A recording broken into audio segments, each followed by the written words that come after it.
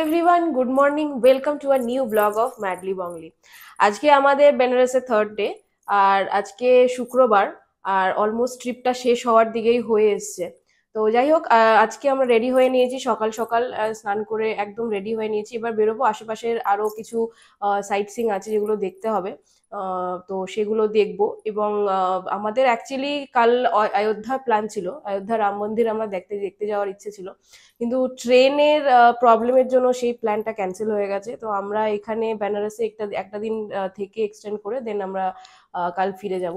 তো যাই হোক, আজকে আশেপাশে টুকটাক জিনিসগুলো দেখবো এবং আপনাদেরও দেখাবো। তো সাথে থাকুন, দেখতে থাকুন, আর যদি ভালো লাগে অবশ্যই লাইক, কমেন্ট, শেয়ার এবং সাবস্ক্রাইব করবেন। বেরিয়ে আমরা একটা ভালো দোকানে এই খাস্তা কচুরি, মানে বেনারসি কচুরি উইথ সবজি, আর সাথে একটা করে জিলিপি, বেশ ভালো ব্রেকফাস্ট করলাম এবং বেরিয়ে পড়লাম আমরা দুর্গাকুণ্ডের দিকে। তো দুর্গাকুণ্ড হচ্ছে একটি দুর্গা মন্দির, যেখানে বলা হয় যে মা দুর্গা নাকি সেখানে স্বয়ং আবির্ভূত হয়েছিলেন। তাই তার যে অবয়ব সেটা কোনো ম্যান মেড বা হিউম্যান মেড নয়, মানে সেখানে মা আবির্ভূত হয়েছিলেন এবং সেই জায়গাটাই দুর্গা কুণ্ড নামে পরিচিত। এবং এই মন্দিরের সাথেই একটি বড় পুকুর আছে, যেটাকে অ্যাকচুয়ালি বলা হয় কুণ্ড, মানে পুকুর। তো সেটি এককালে গঙ্গার সাথে নাকি কানেক্টেড ছিল। আর এই কুণ্ডে স্নান করলে স্পিরিচুয়ালি, মানে ভেতর থেকে আর কি, সে নাকি খুব শুদ্ধ হয়ে যায়। তো এটা এখানকার মানুষজনের মানা বিষয়। তো যাই হোক, আমরা চলে এসেছি দুর্গাকুণ্ডের ওখানে, এবং ভেতরে প্রবেশ করার পরে এখানে অনেক পুজোর ডালি কিনতে পাওয়া যাচ্ছিল। ভেতরেও আছে জুতো রাখার জায়গা আছে, ভেতরেও কেনার জায়গা আছে। তো সেখান থেকে আমরা পুজো নিয়ে গেলাম মায়ের মন্দির দর্শনে।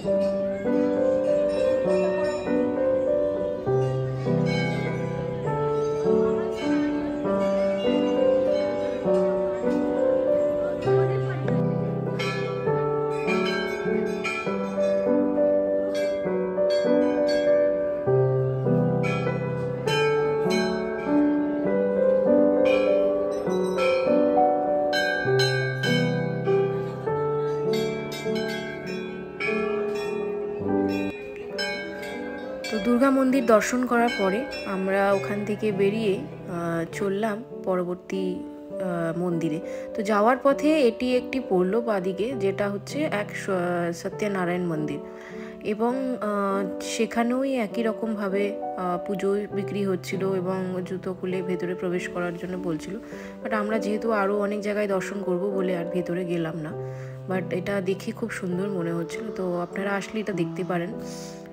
তারপর এদিকে রাস্তায় চলতে চলতে দেখলাম আরও একটা মন্দির পড়লো। তো কাছাকাছি গিয়ে আমরা বুঝতে পারলাম যে এটা একটি, লেখাও ছিল ওখানে, এটা একটি ত্রিদেব মন্দির। তো যে যতদূর সম্ভব মনে হয় এটা ব্রহ্মা, বিষ্ণু, মহেশ্বর, তো 3 দেবতার অবয়ব নিয়ে তৈরি। যেহেতু আমরা আর ভেতরে যাইনি, তো বুঝতে পারিনি, অতটা বুঝতে পারলাম না যে অ্যাকচুয়ালি কী, বাট মনে হলো ব্রহ্মা বিষ্ণু মহেশ্বর 3 দেবের মন্দির। এটাও খুব সুন্দর, মানে মনে হলো যে নতুন হয়তো বানিয়েছে, ভীষণই সুন্দর।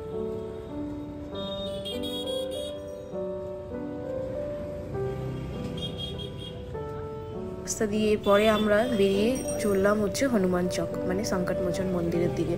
কিন্তু হনুমান মন্দির তখন বন্ধ ছিল, বন্ধ হয়ে গিয়েছিল, 12টায় বন্ধ হয়ে যায়, সেজন্য আমরা হনুমানজির দর্শন সেদিনকে করতে পারলাম না।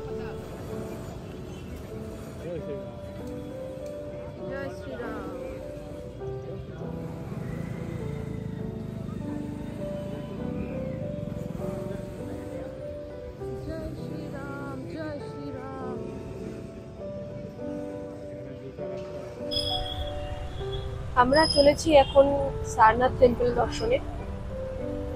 আশেপাশে যা যা ছিল, মানে দুর্গাকুণ্ড, তারপরে একটা সত্যনারায়ণ মন্দির ছিল, আর আরো একটা দুটো মন্দির ছিল। তো আমরা পুরো ভেতরে যাইনি, বাইরে থেকেই জাস্ট প্রণাম করে দেখে আমরা বেরিয়ে আসি। তো চলেছি সারনাথ মন্দিরের ওদিকে, আর নিয়ে নিয়েছি একটা টোটো। তো টোটো অটো আপনারা এখান থেকে আরামসে পেয়ে যাবেন, কিন্তু আপনাদেরকে একটু মানে বার্গেনিং করতে হবে, কারণ জেনারেলি ওরা একটু বেশিই চাইবে, মোটামুটি 300 থেকে 350 টাকা, 400 টাকা এরকম চাইবে, কিন্তু আপনাদেরকে একটু দাম দেওয়া করতে হবে, যাতে সেটা মোটামুটি একটু 200-250-এর মধ্যে করা যায়। তো যাই হোক, এখন যাচ্ছি আমরা সারনাথ টেম্পলে। হনুমান মন্দির দর্শনের জন্য আমরা গিয়েছিলাম, কিন্তু আনফর্চুনেটলি বন্ধ হয়ে গেছে মন্দির। তো আমরা পরের দিকে আবার একবার ট্রাই করবো। তো চলুন এখন যাই সারনাথ মন্দির ঘুরে আসি। সারনাথে পৌঁছানোর পরে যখন রাস্তা দিয়ে আমরা হাঁটা শুরু করলাম, দুদিকে এরকম সুন্দর সুন্দর ভীষণ হ্যান্ডিক্রাফটের স্টল আছে, ফুড স্টল আছে, এবং ভীষণ ইন্টারেস্টিং ব্যাপার হচ্ছে ফুড স্টলগুলোর উপরে না লেখা রয়েছে ready to it or the food cart or handicraft cart, এরকম লেখা আছে। মানে ওখানে ফুড কার্ট খুলে, মানে সেখানে আপনি রেডিমেড ফুড পাবেন না, ওখানে লাইভ ফুড হয়তো পাবেন। তো এরকম বেশ সুন্দর সুন্দর করে ফুড কার্টগুলোর উপরে লেখা ছিল। এবং আশেপাশে আরও যত দূরে গেলাম তত ওদের বৌদ্ধিজমের বিভিন্ন লাইব্রেরি, বিভিন্ন ইনফরমেশন সেন্টার, তো এগুলোও রয়েছে। আর টুকটাক কেনাকাটি করার জিনিস প্রচুর আছে, যেগুলো হ্যান্ডিক্রাফটের জিনিস আপনারা দেখতে পাচ্ছেন। তো বেশ সুন্দর একটা সাজানো গোছানো পরিবেশ, মানে দেখে খুব ভালো লাগছিল।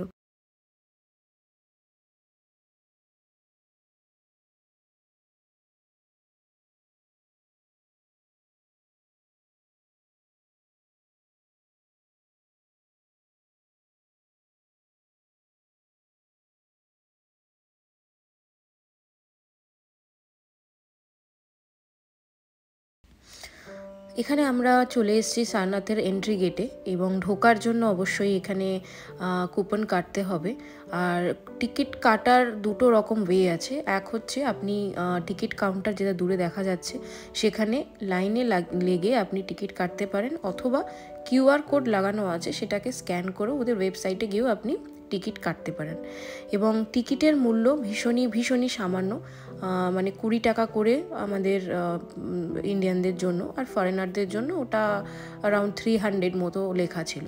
তো এখানে আমি নিয়ে যাচ্ছি, এখানে দেখা যাবে যে এখানে যে কিউআর কোড লাগানো আছে, এটাকে স্ক্যান করে এদের ওয়েবসাইটে গিয়েও আপনি টিকিট কাটতে পারেন, অথবা ওখানে লাইনে দাঁড়িয়েও টিকিট কাটা যেতে পারে, যেটা সুবিধা হয়।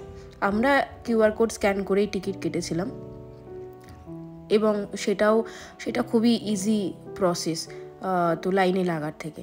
আর এখানে আছে হচ্ছে এদের বুকিং টিকিটের প্রাইস, মানে আমাদের জন্য ওই 25 করে নিচ্ছে, আর ফরেনারদের জন্য 300। তো যাই হোক, এই হচ্ছে টিকিটের প্রাইস, আর এদিকে এই হচ্ছে টিকিটের লাইন। এই হচ্ছে সারনাথের এন্ট্রি ঢোকার ডিটেলস। তো চলুন এবার ভেতরে যাওয়া যাক, কারণ আমরা অলরেডি স্ক্যান করে টিকিট কেটে নিয়েছি, আর টিকিট আমাদের কাছে আছে। আর আরেকটা জিনিস বলি, সেটা হচ্ছে আমরা মিউজিয়ামের জন্য টিকিট কেটেছিলাম, অনলাইনেই পেয়ে যাবেন, কিন্তু সে সময় মিউজিয়াম ক্লোজ ছিল, তো সেটা একবার দেখে নেবেন টিকিট বুক করার সময়। সারনাথ রিলেটেড ইনফরমেশন এখানে আপনারা কিছুটা পেয়ে যাবেন, কিছুটা এন্ট্রি গেটের পরে মানে ঢোকার পরেও সেখানেও ডান দিকে একটা ফলকের উপরে বেশ ভালোভাবে বলা আছে।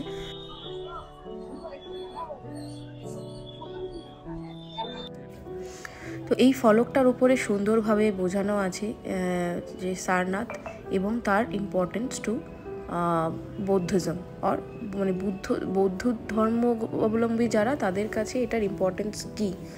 তো এটা হলো বৌদ্ধ ধর্মাবলম্বী মানুষজন তাদের ধর্মস্থান বলে পরিচিত। মানে আমরা বলতে পারি আমাদের যেমন ধর্মস্থান রয়েছে রিলিজিয়াস প্লেসেস, তো এটাও ওদের ধর্মের রিলিজিয়াস স্পেসের মধ্যে একটা পড়ে। তো যাই হোক, এখানে আর্কিটেকচার ওয়াইজ দেখুন কত সুন্দর জিনিসটাকে মেনটেন করেছে। মানে একটা সময় এটা যে স্তূপগুলো ছিল বা যে আর্কিটেকচার বা যে মানে বিল্ডিং বলবো যেটা ছিল, সেটা এখন এই মুহূর্তে এসে কি পরিস্থিতি দাঁড়িয়েছে এবং তার মেনটেনেন্স করা, তো সেটা ওদের কাছে খুব একটা হোলি ব্যাপার। মানে যেহেতু ওরা বৌদ্ধজম খুব ভালো মানে খুব গভীরভাবে সেটাকে ফলো করে প্রত্যেকটা রুলস রিচুয়ালস, এবং এখানেও দেখুন ওরা মানে গোল করে দাঁড়িয়ে এইভাবে ওরা কিছু রিচুয়ালস ফলো করছে যেটা ওদের ধর্মের সাথে রিলেটেড। যাই হোক, আমাদের কাছে আর্কিটেকচার ওয়াইজ জিনিসটা ভীষণ সুন্দর। আর আমরা তো প্রত্যেকটা ধর্মের নিজের নিজস্বতা থাকে, যেমন আমাদের ধর্মেরও আছে ওদের ধর্মেরও আছে। তো অত জিনিস হয়তো আমরা সব জানি না, তবুও জিনিসগুলো দেখতে ভালো লাগে, কারণ হাজার হাজার বছর আগে তৈরি এই যে আর্কিটেকচার বা আর্কিওলজিক্যাল জিনিসগুলো, যেগুলো সত্যিই মানে আজকালকার দিনে মেনটেন করে রাখা খুবই বিরল ব্যাপার। তো সেই জন্যেই খুব ভালো লাগে দেখতে, যাতে পুরনো জিনিসগুলো কিভাবে তারা স্ট্রাকচার করেছিল, কিভাবে সেগুলোর সংস্করণ হতো, তো এই জিনিসগুলো জানা যায়। হাজার হাজার পুরনো জিনিস। এই যে এখানে ওদের এই ফলকগুলোর উপরে লেখা আছে কোনটার কি মাহাত্ম্য এবং কোনটা কি জন্য রিলেটেড। তো everything related to each and every স্তূপ।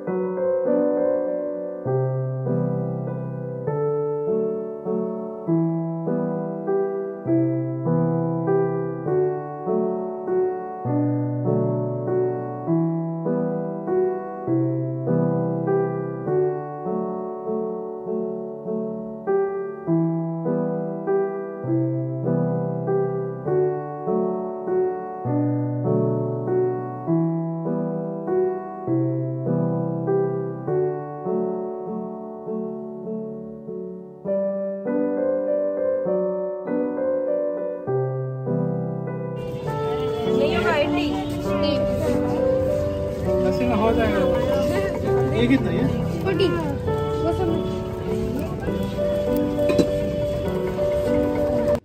সারনাথ দর্শনের পরে আমরা একটা অটো নিয়ে চলে এলাম নমঘাটে। তো নমঘাটটা আগের ব্লগে আমি দেখিয়েছিলাম আপনাদের, যেদিন আমরা বেনারস যাচ্ছিলাম মোগলসরাই থেকে, ব্রিজের ওপর থেকে দেখিয়েছিলাম। তো আজকে চলে এসেছি সেটাকে ভীষণ কাছ থেকে দেখানোর জন্য। আর বিশ্বাস করুন খুব সুন্দর, মানে এত সুন্দর বানিয়েছে নমঘাট, ভীষণ সুন্দর বানিয়েছে।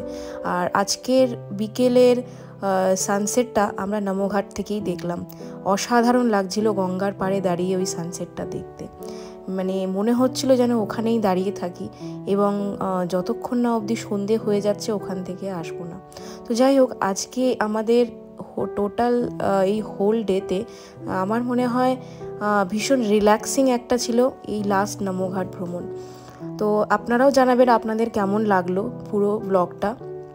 আর একদম শেষে আমরা ফিরে আসার আগে নিয়েছিলাম ওদের ভীষণ ফেমাস একটি খাবার, দ্যাট ইজ বাটি চোখা। তো বাটি চোখা এখানে এটি একটি লিট্টি চোখার মতোই খাবার। তো খেতে খুবই ভালো লেগেছিল। আর দেখুন ভেতরে কি সুন্দর ছাতুর একটা ভালো পুর দেওয়া ছিল। তো যাই হোক, খেয়ে দিয়ে আমরা ওখান থেকে ফিরে আসি হোটেলে। তো আজকের ব্লগটা অনেকটাই বড় হয়ে গেল এবং আশা করি আপনাদের ভালো লেগেছে। যদি ভালো লেগে থাকে অবশ্যই লাইক, কমেন্ট, শেয়ার এবং সাবস্ক্রাইব করবেন। আর দেখা হচ্ছে পরের দিনে নেক্সট নতুন একটা ব্লগ নিয়ে, নতুন একটা ভিডিওর সাথে থাকুন, দেখতে থাকুন। আর আজকের জন্য গুড নাইট এবং শুভরাত্রি।